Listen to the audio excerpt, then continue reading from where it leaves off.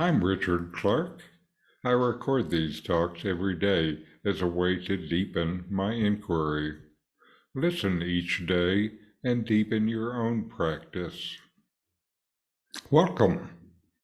I'm reviewing and commenting on the book Talks with Sri Ramana Maharshi. Today is from Talk 273. Questioner. Several terms are used in the holy books: Atman, Para-Atman, Para, etc.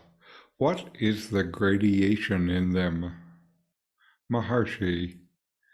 They mean the same to the user of the words, but they are understood differently by persons according to their development. Questioner. But why do they use so many words to mean the same thing? Maharshi. It is according to circumstances. They all mean the self. Para means not relative, or beyond the relative, that is to say, the absolute. Questioner. Should I meditate on the right chest in order to meditate on the heart? Maharshi. The heart is not physical. Meditation should not be on the right or the left. Meditation should be on the self. Everyone knows I am. Who is the I?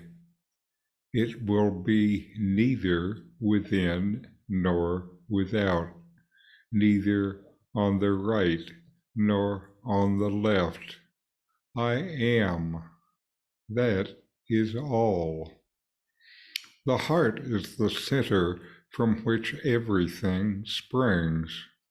Because you see the world, the body, and so on, it is said that there is a center for these, which is called the heart.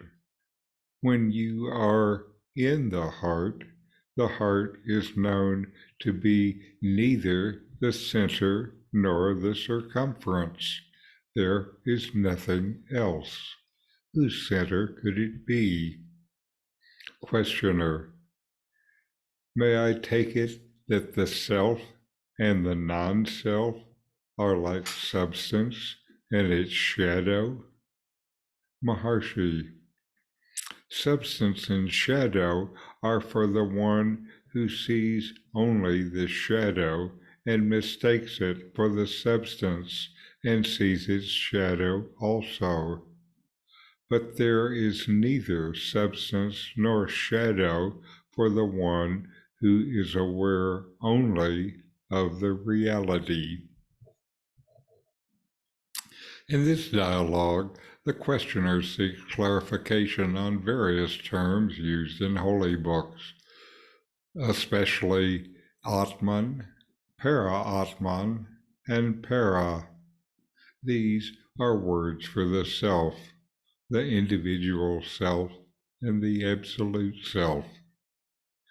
The questioner asks about gradation or differences in these terms. Ramana Maharshi responds by stating that although these terms may appear different, they essentially signify the same thing, the self.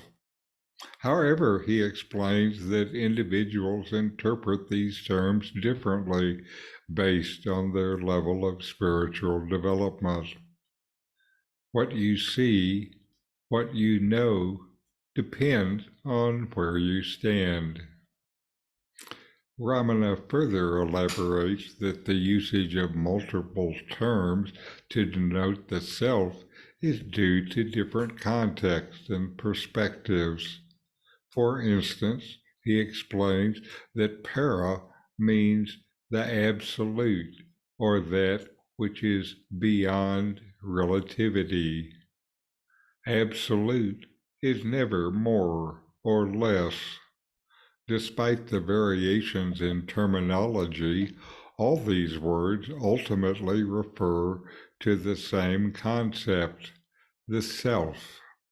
Words are just pointers. These words all point to the self.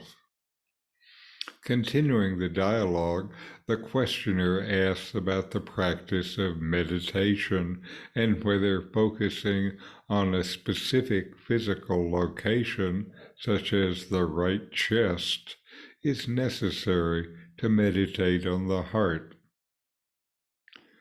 Ramana clarifies that the heart is not a physical organ, but rather represents the center from which consciousness arises. Therefore, meditation should not be confined to any physical location, but should instead be directed towards knowing the self. He emphasizes that the essence of meditation is to investigate the self and move past notions of physicality or spatial orientation. For most of us, the vasana, the tendency to identify ourselves with the body and mind as this individual, is a powerful vasana. This tendency is shown in many of these dialogues as the underlying assumption. Ramana guides the questioner to recognize the fundamental experience of I am as the starting point of self-inquiry. What is the feeling I am? Feel it. Hold to that. He explains that the heart symbolizes the source of existence and consciousness, transcending the apparent physical reality. Maharshi prompts the questioner to contemplate the nature of the self, which lies beyond the limitations of space and time, neither confined within nor external to the body. Moreover, when the questioner draws the analogy between the self and the non-self as substance and its shadow, Ramana Maharshi provides deeper insight.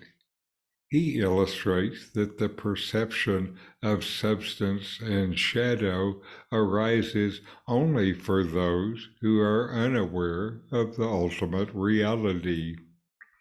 Substance and shadow are dual. They depend on each other. Both are known. However, for those who abide in the awareness of the true self, there exists neither substance nor shadow, only the unchanging reality. Ramana says this is neither the center nor the circumference, neither a central point within reality, nor the aggregate of reality. The self is just reality. This dialogue expresses Ramana Maharshi's teachings on the nature of the self, the practice of meditation, and the fundamental principles of Advaita Vedanta. Ramana guides you towards self-realization and liberation from ignorance, from illusory perceptions of reality. So, inquire, know yourself, and be always free and at peace. These videos bring Ramana's teachings into your direct experience. Click subscribe to see more. Click thumbs up to like, and send questions and start a dialogue with a comment